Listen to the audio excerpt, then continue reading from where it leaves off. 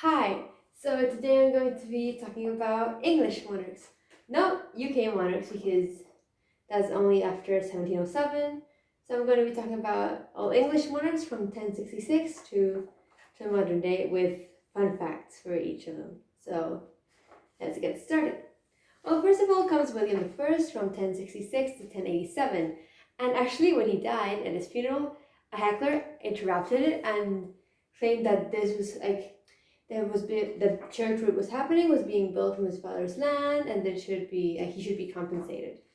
Also, his sarcophagus was kind of a bit too small, so his body was squished in, and it burst. Like the body actually burst, which is a bit. Then comes William II from 1087 to 1100. By the way, these are the dates where they reigned. Some of them died, some of them were deposed, some of them abdicated. But yeah.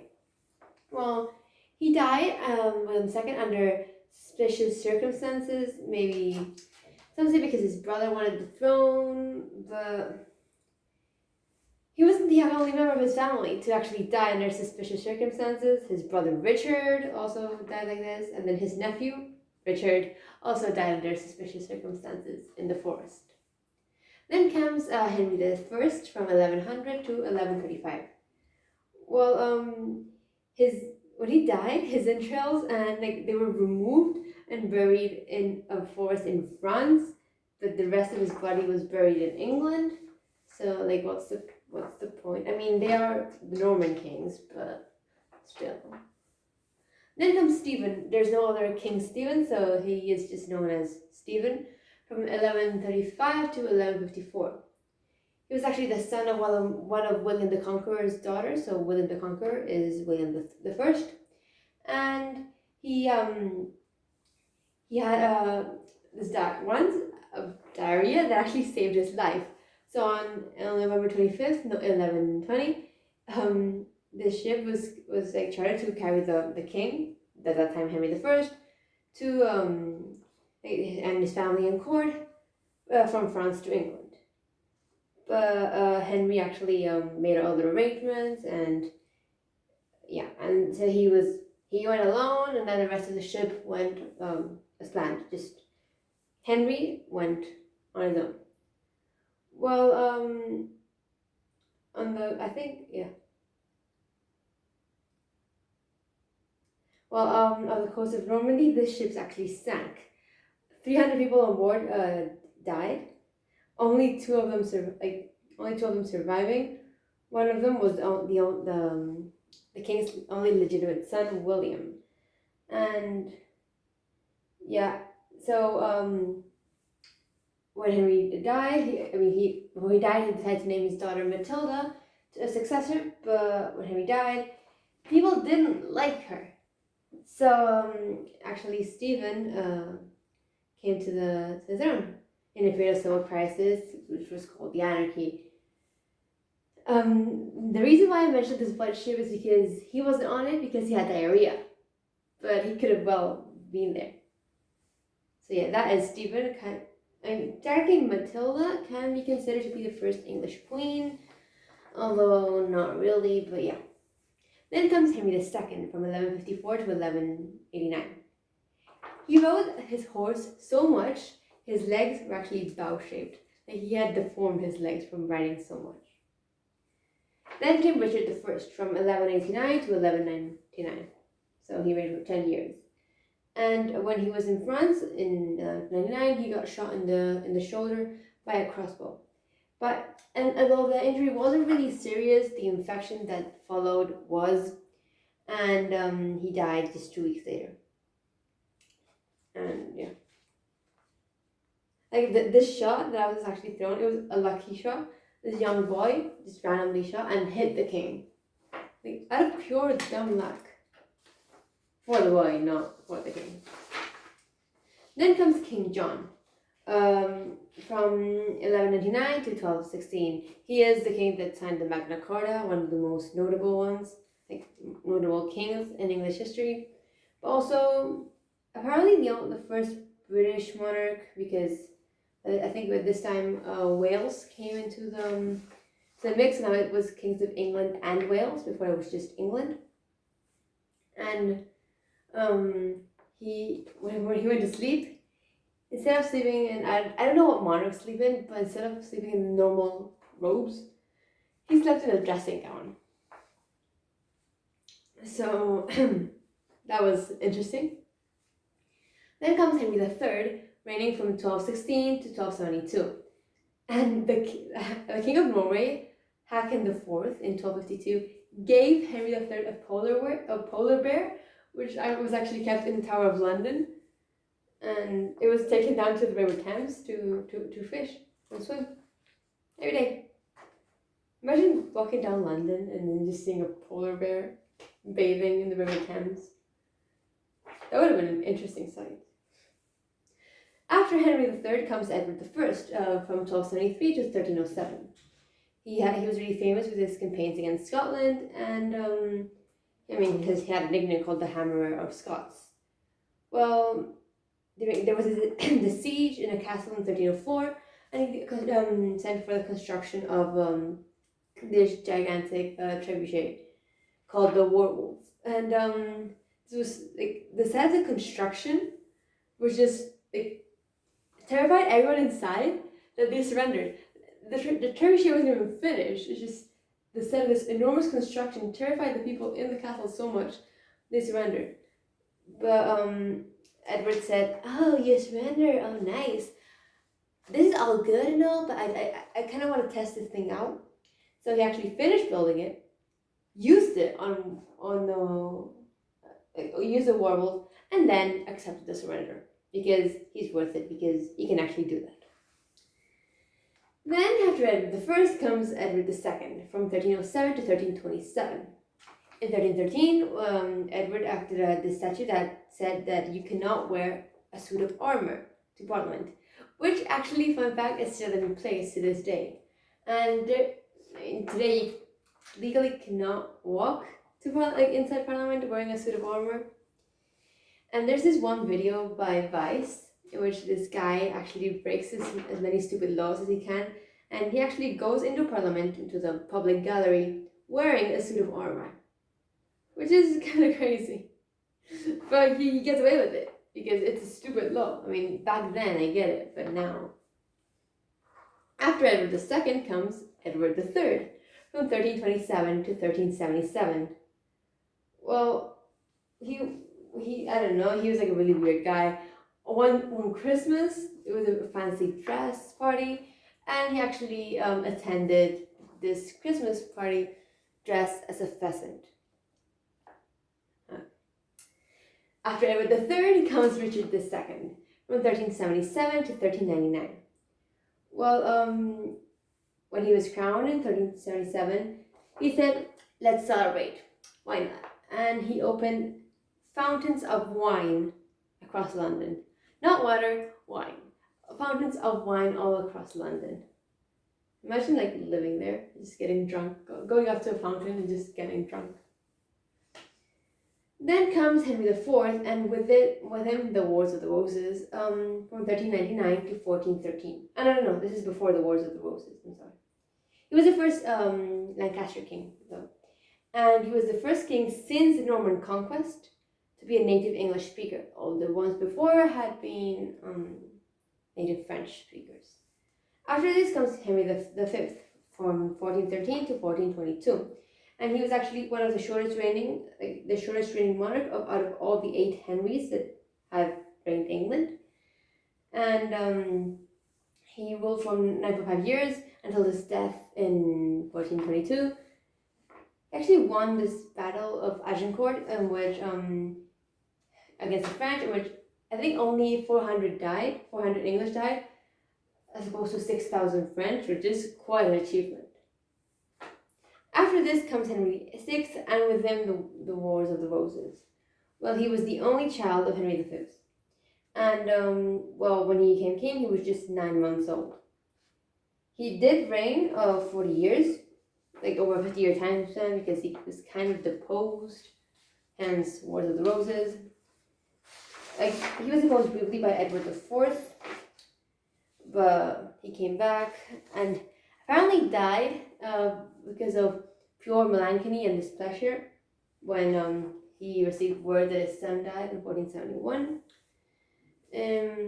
But though there is theories that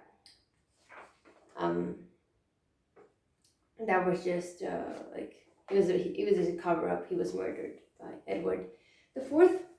But after this happened, there was this whole movement to have him canonized as saint. Because he apparently saved a drowning boy, cured a man of scrofula, resurrected a young girl who had died from the plague. I don't know.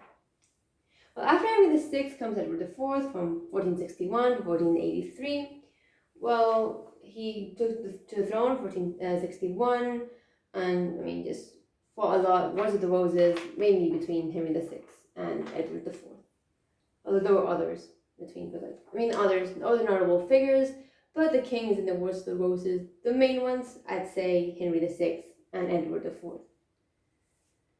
And there was this battle called the Battle of Toten, which ended up wiping 1% of the entire English population at the time.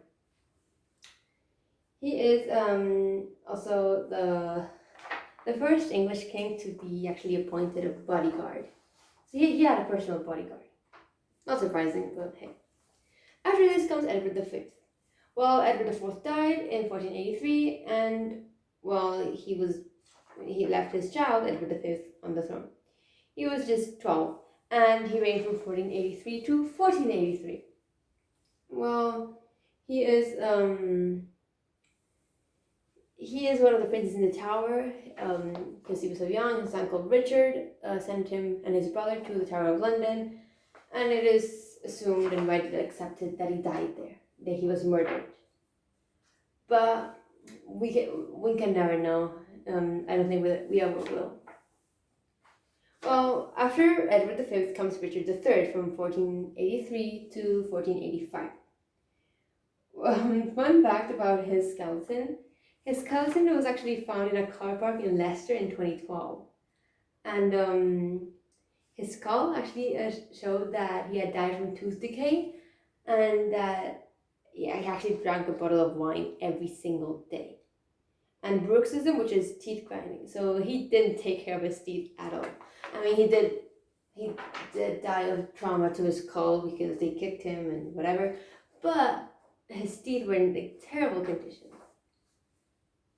After Richard III comes Henry VII, and here starts the Tudors, one of the most, if not the most, famous dynasties in English history.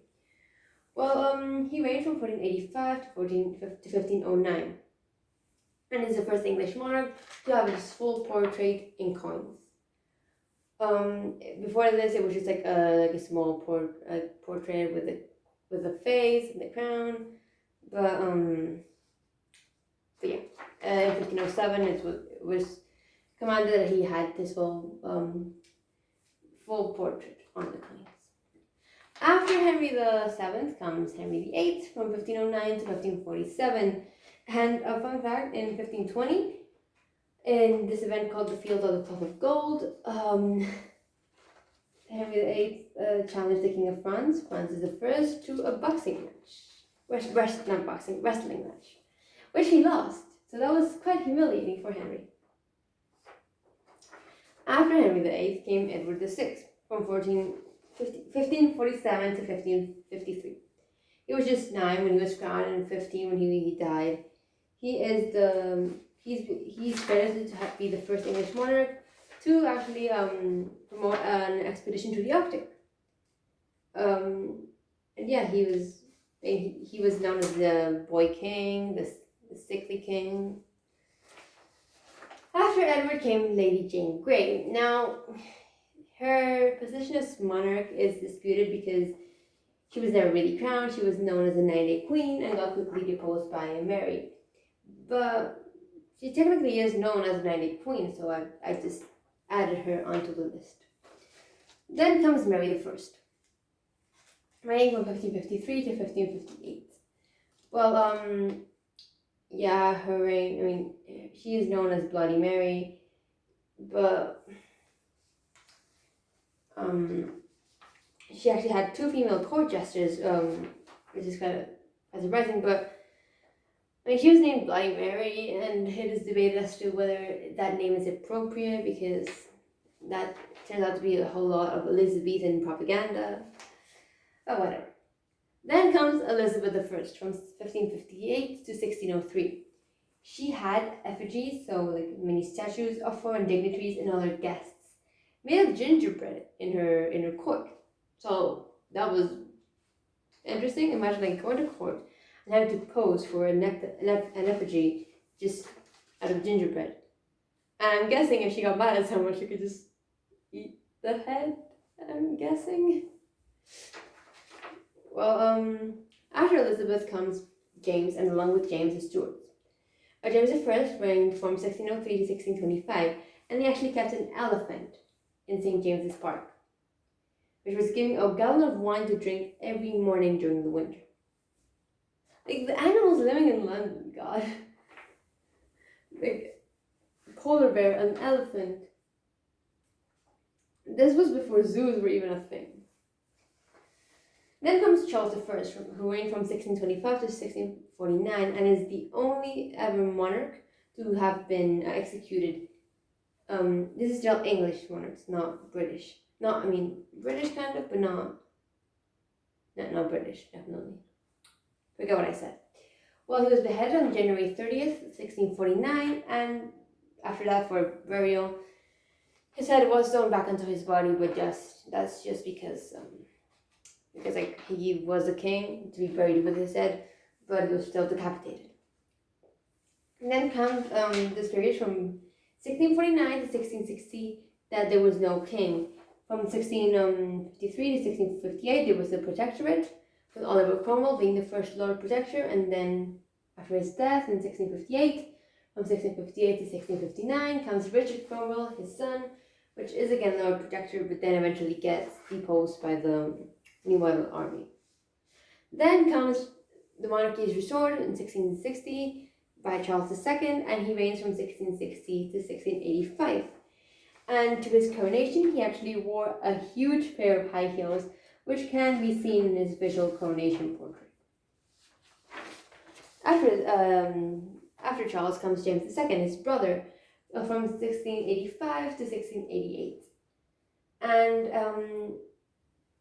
the English took over this Dutch colony of New Amsterdam in 1664, but this is still in Charles II's reign. And this was in the New World, and they actually named it New Amsterdam. Well, they would later on rename it to New York, after the then Duke of York, James, who was going to be king. So that's why New York is called New York. Well, after this comes William III and Mary II from 1688 to 1694 when Mary II dies, and then 1702 when William III dies. Well, these are the only English joint monarchs to have reigned. There is no other mention of two joint monarchs. And Mary died after smallpox, and then William died in 1702 when he fell from his horse. Then comes Queen Anne in 1702 to 1714, and after her, after 1707, it's monarchs of the United Kingdom, like proper British monarchs. Before it was just English monarchs, but then from and onwards, it is British or United Kingdom monarchs. Well, when she died, her body was so swollen that it actually had to be buried in a square coffin. I think that had to be humiliating. Not for her, but like she was already dead. But anyway, after this comes the Hanoverians or the Georgians. George I reigned from 1714 to 1727, and he declared all pigeon droppings to be property of the crown because they contain salt pepper, which can be used to make gunpowder. So I don't know what George was getting at, but imagine like people collecting pigeon poop and just using it to make gunpowder. After this comes George II from 1727 to 1760, and he is the last British monarch to have led troops into battle at the Battle of Dettingen in 1743. After this comes George III. He reigned from 1760 to 1820, but from 1811 onwards, it was actually his son reigning. It is actually reported that on July 4th, 1776, also known as the Independence Day because that was the day the United States declared their independence. Well, obviously, apparently he wrote in his diary, "Nothing of importance happened today." That is a myth. It's debated as to if it's true or if it's not. But one thing that we know for sure is that his urine was blue. So I'll just leave that there and go on to George IV. He reigned officially from 1820 to 1830, although he was kind of reigning from 1811 onwards. Well, he had this meeting with the foreign secretary, and prior to this, George took 100 drops of laudanum, which is actually a strong opiate. So he drugged himself. I don't think he liked the foreign secretary that much. After George IV comes William IV, who reigned from 1830 to 1837. He actually served in the Royal Navy during the American War of Independence. Actually fought in that. And there was this whole plot. George Washington actually plotted to have this guy, future King of England William IV, kidnapped. But yeah, this plot was never actually enacted. Although, imagine if they had. English history would be so funny in that part. George Washington kidnaps future king. Then comes one of Britain's most famous monarchs, Queen Victoria. Also Victoria I, but because there's only one, it's just Queen Victoria. She reigns from 1837 to 1901, and apparently she was giving this musical bustle, so a dress, that when she sat down, the national anthem played. And I think she's the first monarch whose voice is actually on recording. I've heard the video and it's very faint, but you can actually hear her voice. Then comes Edward VII from 1901 to 1910, and he had a leather chair that was actually fitted with scales to weigh his guests. And it was not because he wanted only thin guests. Well, he weighed them when they sat down at first, and then when they left to see if they had eaten enough. Kind of weird, but hey. Then comes George V, and with him the Windsors. Although it wasn't the Windsors at first, but he changed it mid First World War because of the negative name. They had German name and they changed it to the Windsors because that was more British. Is it to raise the German image from the British royal family? Well, when he died, actually Lord Dawson, the royal physician, gave the king a lethal dose of morphine and cocaine because he wanted to die to make the following morning's headlines rather than appearing in the evening newspaper. After this comes Edward the Eighth. He actually abdicated, and in 2010, this guy, a steward who wrote a letter called Jim Richardson. Well, it was like a steam yacht. I mean, it was put on auction. A steam yacht owned by the king was put on auction, and apparently with the letter, the yacht on the letter was there. It said that the king he drank really heavily, and actually sometimes spoke puzzles for the children. I don't know. He had a very high-pitched metallic American voice and a very big mouth and wasn't good looking. Oh, that is, yeah. Anyway, then it comes George the Sixth from 1936 to 1952. Well, in 1926, this guy actually participated in the Wimbledon men's doubles tournaments. Imagine just playing there and having to face the crown prince. And then comes Elizabeth II, the current English monarch, British monarch, reigning from 1952 onwards. Well, we're in 2021, so let's hope that number continues going. Anyway, she is the first monarch to have a televised coronation, a televised Christmas address, an email sent, she said in 1976, and the first royal tweet in 2014. And that is English monarchs.